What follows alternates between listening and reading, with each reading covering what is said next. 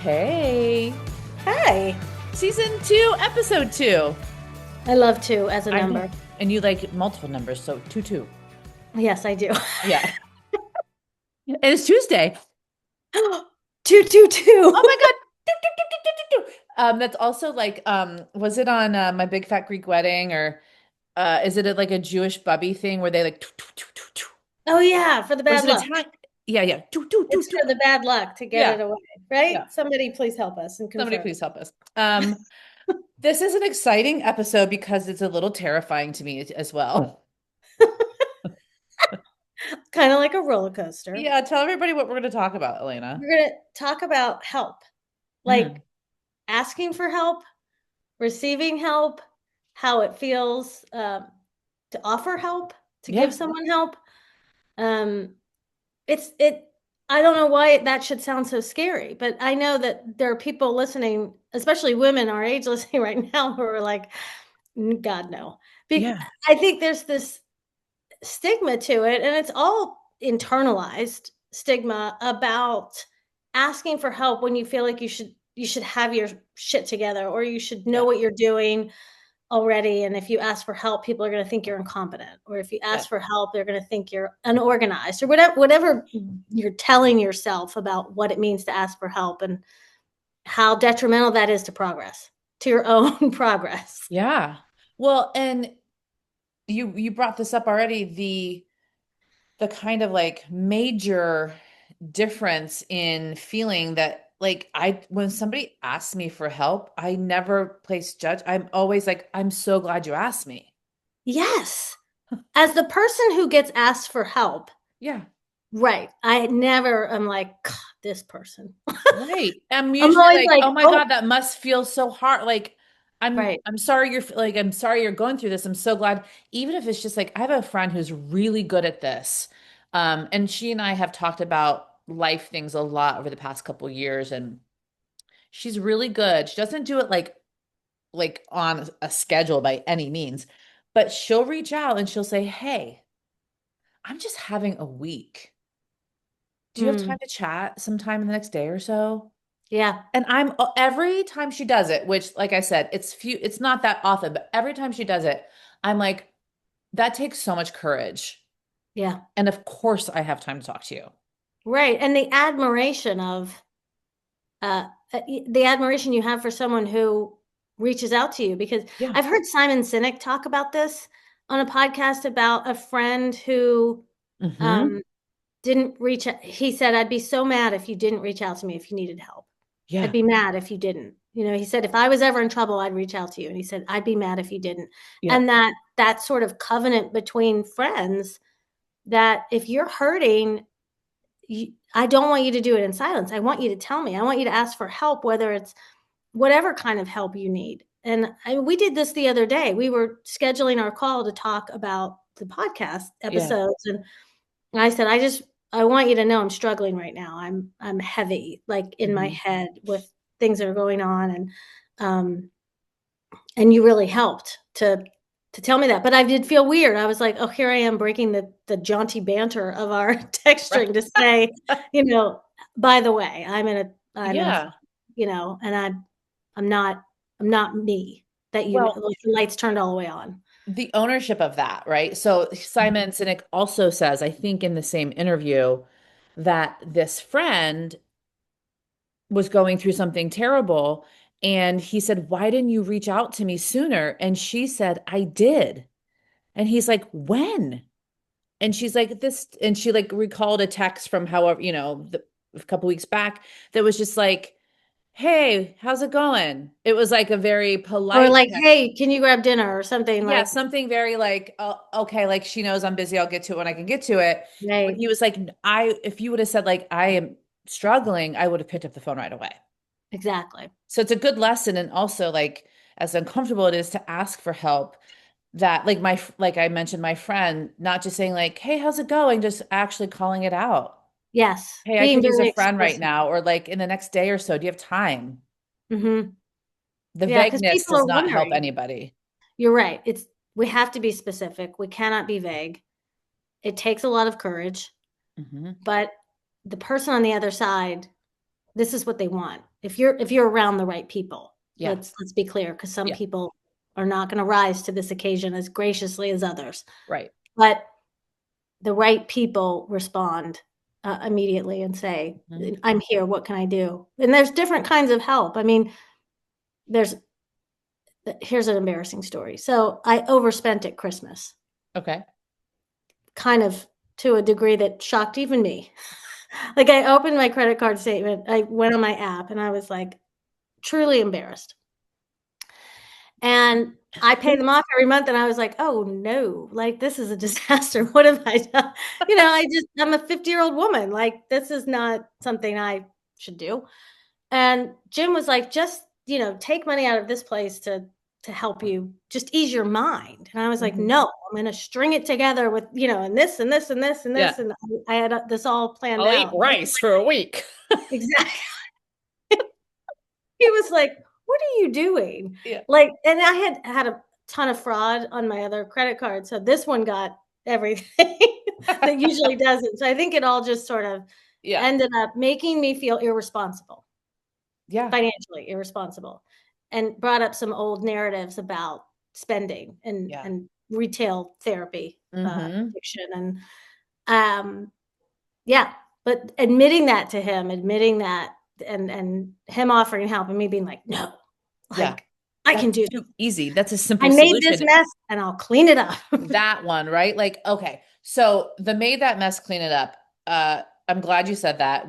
That wasn't even in our notes. Um, I felt like that when I came back from LA. Mm, Um, and I was very much stuck in a place of like I made a huge choice. I failed at my business, the pandemic, like whatever, right? I had so many right. stories. Now the business was not a success. I succeeded. Yes. Like I was just telling the story the other day about how the business, for those listening, I opened and ran a gym for almost a year in 2019, 18 in LA.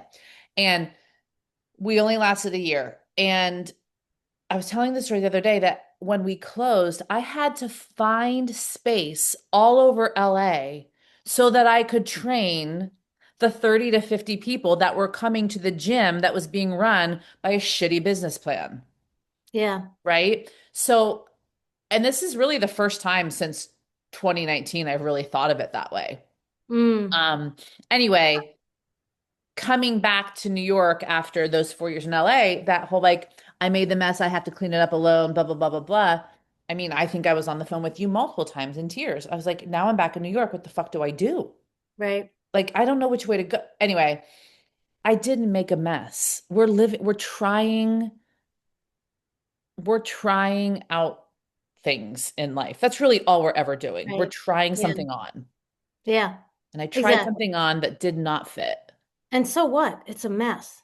Like, Yeah. okay, let's clean it up. Like, it's not, But do you the know how many people don't have friends in their life or people in their life that say, how can I help you clean it up? yeah. You do that. Oh, You thanks. do. Yeah, I mean, I try to show up in the ways that I feel like sometimes people haven't for me. Yeah. Present company excluded, Yeah. obviously, but I remember making a choice like that, and I don't wanna go into many specifics, but I made a big choice like you did in Mm-hmm. LA, and, I was going through a really terrible time in my life, and I remember a family member said, "I knew that was gonna happen." Mm. And I can't it was it was 10 years ago, and I can't let it go. I know I should. Yeah. I'm shoulding myself about it. Yeah.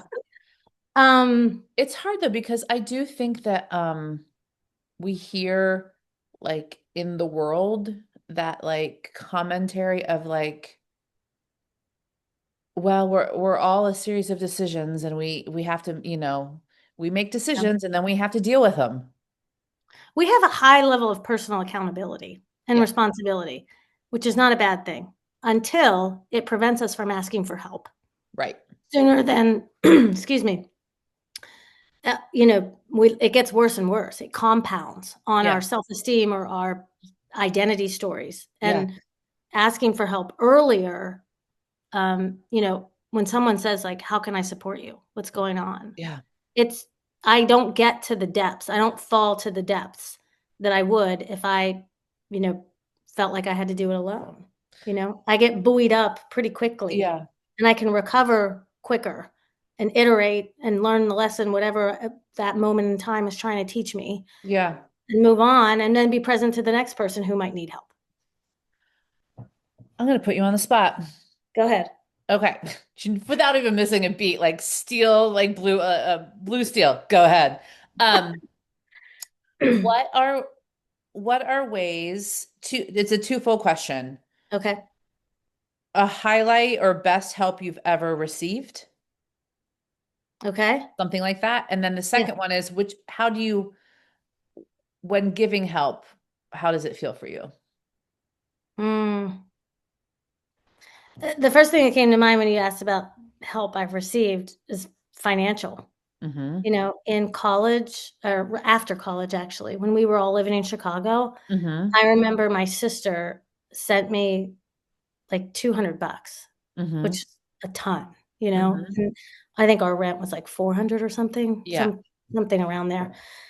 And we were among the friends that had student loans and debt. Yeah. And it was huge. And it was like, uh, you know, a life preserver, Yeah. because you can like sort of drown in your own negative self-talk about Mhm. financial mistakes. So I feel tremendous relief and a tiny bit of trailing guilt Mm-hmm. that I've learned to talk myself through. Yeah. And because it's been 30 years since that moment. But then how does it feel to give help? Mm-hmm. Grateful. Yeah. So happy I can help, financially, emotionally, um, without an expectation. I That's another lesson I've learned. Like you give to give. You don't give to get back. You don't give with expectation. You don't give with obligation. You give to give. Yeah. And hopefully that person feels relief and freedom and moves through the world looking for opportunities to give as well. Yeah. I have experienced you giving help in a myriad of ways firsthand, and I will say that that is 100% accurate, the way you do that. Oh, thanks. Your Chicago story, that reminds me. So, we were moving from 2828 Pine Grove to, I was moving up to Magnolia with a couple of our friends, and we found this great apartment. I think our rent was 450, and Each. I had to have like a month's rent to get in, right? Yeah. And I didn't. I mean, I had a month's rent, but I didn't have the additional month's rent because I was like some full-time job that was terrible, and I waited tables 3 nights a week and all this stuff. And I remember I had to ask my mom and dad for help. And I knew that financial help wasn't always easy. Right. I had to ask for $250. And I remember thinking, I will pay you back $50 a month for 5 months. I'll pick up an extra shift, whatever it was. And I remember calling them, and my stomach was in knots. Yeah. And I was like,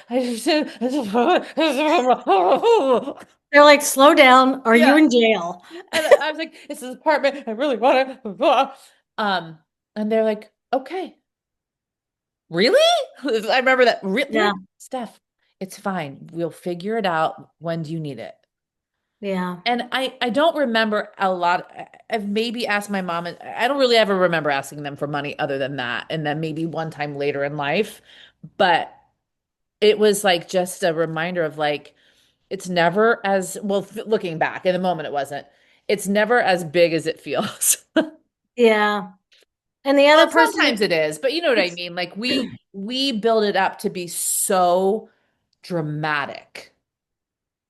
it And is. It feels what a like good you're friend, what a good parent, what a good sibling to say, okay, yeah, that's okay. it's okay. "Okay, let's do this. Let's work on this Yeah. together." And yeah, the gratitude of that moment of being trusted, I Yeah. think there's been times where I've offered you help you have not asked. Yeah. And I wanted I saw it as an opportunity to be like, "Hey, I think I can help support you in this. Yeah. How I about also this? think it's a sign of friendship. Like when we were on the Zoom the other day talking about season 2, you actually didn't say anything to me yet. Well, you did text me a little Oh, bit, right. but you didn't like really give me much context, which was fine. And we showed up on screen, and within like a minute, I was like, "What's going on?" You were like, "Are you annoyed?" And I was like, "I am." Yeah, I was carrying something that happened over the break. yeah. It was like This was behind before your I eyes. texted you that I was Yeah, struggling because that was actually something different. But yeah, yeah, you yeah. pulled it out. You clocked it. That's You were right. like, "Let's stop. What's happening?" Yeah, and we can do that with certain people in our lives. One thing about giving help, just something to throw out there, which unsolicited help, right? And sometimes I think, Oh, I'm sorry, yes. I meant like giving it. Sorry, not No, bad. no, Not, no, no. I knew what you meant, and you're yeah. right. I'm so glad you brought this up. Um, You know what you should and do? yeah, well, but I actually have a positive spin on it first. Okay, please tell me. So the sometimes I just like to do things for people. And Mhm. I'm finding that my way of liking to do it is like for example, I like to make food for people when they're going through something. And that's not uncommon, except I think it might be in New York City. Oh, Because like you don't live in a neighborhood, or you live in a building with like 50 other tenants. Those aren't your friends and neighbors. right. So like the people in your life are all over town. Yeah, proximity is not your community. Correct. So I like when somebody needs it, like making food for somebody, I just feel like is a lost art in certain areas of the world. And that's something I like to just assume and do. That's sweet. That's sweet. Yeah. I think people see that. I think good people see Yeah. that for what it is, which is you giving an act of love and Yeah. care to Yeah. someone, even if they think it's not the same way they would Right. give it. No, I But love that. let's spin back to unsolicited help real quick and then we can Yeah. wrap it up. Yeah, I don't love you know what you should do? I love a question. Are you looking for advice? Or do you just need me Or to listen? do you just need someone to listen? And I think Mhm. clarifying what someone's goal is when they're opening up to you is Mhm. incredibly helpful Yep. and kind. Yep. Because you know what you should do?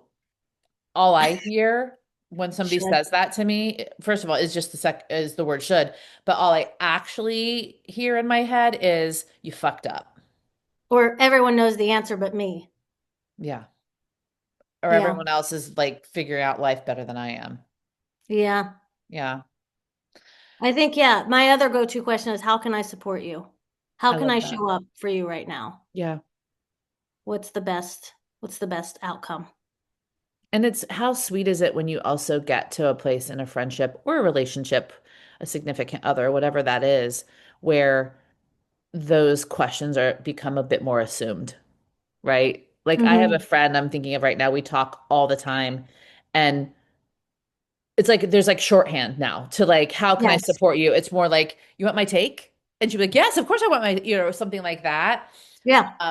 But we have shorthand to those questions, and it's really quite lovely, the friendship. Yeah. Yeah. Yeah, but it starts with that first courage. It starts with the work first. Yeah. Yeah. All right, well, we hope you're out there doing the work. We hope you're asking for help and Yeah. not suffering longer than you need to be, and that you're surrounded by people that ask you thoughtful questions and hold space for Yeah. whatever you're going through, because we're all going through it. I would like for you to help me with something special to buy. Something Influence special. me. I don't know Oh, what okay. yet. I was like, "What are you asking me?" Okay. So, these little, this is from SkinCeuticals when I buy my C8 Oh, acrylic, when I yeah. buy the face brightener for my melasma, um, it came with these, like a headband and wristbands so that I love that you always have things to try on. when you wash your face, my hair stays out of my face and the water, and then my sleeves do not get water on them because my God, I hate when the water rolls down to my elbows. It's like a trigger. That's Anyway, you funny. can get these anywhere, but you don't have to spend hundreds at SkinCeuticals for them. I Right. think they have them at But if SkinCeuticals ever wants to send me anything for free, Yeah. please do. Yeah. But yeah, you can get these anywhere. But It's Skin Scootables. We're just going to add an SK to everything today. they probably want me to pronounce it correctly before Yeah. they send Yeah. me anything. That's funny.